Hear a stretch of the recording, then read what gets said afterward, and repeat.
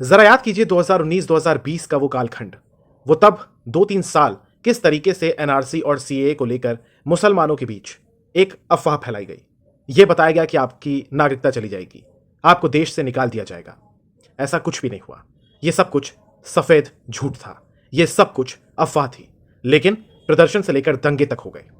अब एक बार फिर से वक्फ अमेंडमेंट बिल यानी कि वक्फ संशोधन बिल के नाम पर, इस विधेयक के नाम पर, जिसे ऐसा कहा जा रहा है कि ईद के बाद हो सकता है कि संसद में पेश किया जाए, क्योंकि 4 अप्रैल तक संसद का सत्र चलेगा। ऐसे में वक्फ बिल को लेकर संशोधन जो इसमें हो रहा है, उसको लेकर मुसलमान सड़कों पर है।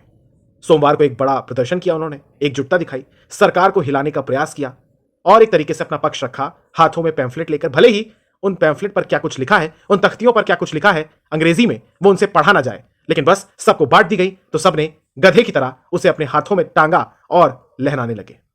लेकिन वक्फ अमेंडमेंट बिल है क्या, यह मैं आपको बताता हूं। देखिए, इस पूरे बिल में क्या है संक्षेप में मैं आपको बताऊंगा जरूर। यह वीडियो बहुत ही जरूरी है, बहुत इंपॉर्टेंट है आपके लिए। लेकिन एक बात समझ लीजिए, इस पूरे विषय को भी हमेशा की तरह विपक्षी पार्टियों का समर्थन मिल चुका है।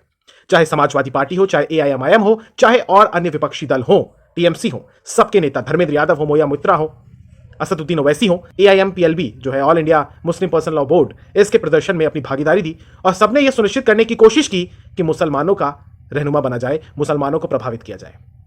तो जल्दी से आप देखिए, पहले आपको मैं संक्षेप में कुछ वक्फ के बारे में बता देता हूं। वक्फ की शक्तियां क्या है इस देश में, यह आपके लिए जानना जरूरी है। फिर बिल पर आएंगे, तुलना भी करेंगे। देखिए, वक्फ संशोधन बिल 2025 ईद के बाद संसद में पेश किया जा सकता है। 4 अप्रैल तक, जैसा कि मैंने आपको बताया, यह सत्र चलेगा। एआईएमपीएलबी ने प्रदर्शन किया। यहां पर सरकार का क्या पक्ष है? सरकार का पक्ष जान लीजिए पहले। सरकार का कहना है कि इस बिल के आने के बाद डिजिटलीकरण होगा, बेहतर ऑडिट हो सकेगा, पारदर्शिता हो सकेगी, कानूनी सिस्टम में सुधार आएगा। सरकार का यह भी कहना है कि कानूनी बदलाव के लिए सरकार ने सच्चर कमेटी और के रहमान खान की अध्यक्षता वाली संसद की संयुक्त कमेटी की सिफारिश का हवाला भी दिया। इसके अलावा यह भी लक्ष्य है कि महिलाओं का पार्टिसिपेशन बढ़े, अदालत जाने का मौका मिले और जिला मजिस्ट्रेट के ऑफिस में संशोधन हो सके, रजिस्ट्रेशन हो सके, माफ कीजिएगा।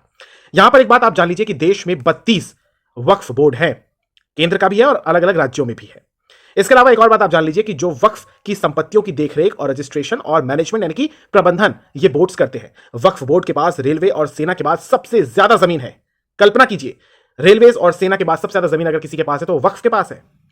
करीब 9 लाख एकड़, अचल इसमें 8,72,000 एकड़ है और चल 16,000 एकड़ है। इनका कुल रेवेन्यू 200 करोड़ का है, जो कि कहा जाता है कि 12,000 करोड़ का होना चाहिए, लेकिन यहां पर रेवेन्यू कम है। सोचिए, देखिए, जो पुराना कानून है वक्फ का, उसके तहत जो भी वक्फ बोर्ड कह देगा उसका फैसला अंतिम फैसला हुआ करता था। लेकिन नए कानून में अब वक्फ को ट्राइब्यूनल के इस फैसले के खिलाफ, यानी कि वक्फ ट्राइब्यूनल जो है जिसके सामने अपील की जाती थी, प्रूफ करना पड़ता था कि आपकी जमीन है जिस पर वक्फ की तरफ से ही दावा ठोका गया है। अब उस फैसले के खिलाफ अगर आप सहमत नहीं है, यानी कि जिसकी जमीन है वो सहमत नहीं है, तो वो हाई कोर्ट में अपील की जा सकती है। पहले चुनौती नहीं दी जा सकती थी। इसके अलावा एक और बदलाव जो है वो ये है कि पहले किसी जमीन पर अगर मस्जिद हो या उसका उपयोग इस्लामिक उद्देश्यों के लिए हो तो वो ऑटोमेटिकली वक्फ की संपत्ति हो जाती थी। लेकिन अब जो नया बिल है उसमें क्या है ये देखिए आप। उसमें यह है कि जब तक किसी ने वक्फ को दान में जमीन नहीं दी हो, उस पर भले ही मस्जिद बनी हो या मजार हो, तो भी वो वक्फ की ऑटोमेटिकली संपत्ति नहीं होगी। इसके अलावा अब एक और बदलाव आप देखिए। नए बिल के मुताबिक जमीन पर दावा करने वाला ट्राइब्यूनल के अलावा रेवेन्यू कोर्ट, सिविल कोर्ट या हाई कोर्ट में अपील कर सकेगा।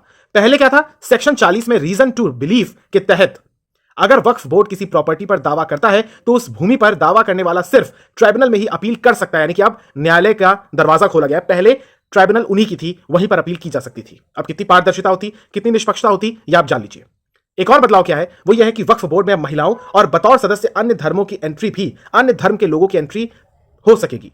अब 2 महिलाओं और अन्य धर्म के 2 सदस्यों को एंट्री मिलेगी अगर यह बिल बन गया। पहले ऐसा कुछ भी नहीं था। अगर यह बिल कानून बन गया तो पहले ऐसा कुछ भी नहीं था। पहले सिर्फ मुसलमान ही उस बोर्ड का हिस्सा हुआ करते थे। तो यह अहम बदलाव है। मुझे उम्मीद है कि आपको समझने में आसानी होगी। जागरूकता बढ़ाइए और अपने आसपास इस वीडियो को जरूर शेयर कीजिएगा और अफवाहों और दुष्प्रचार से बच के रहिएगा।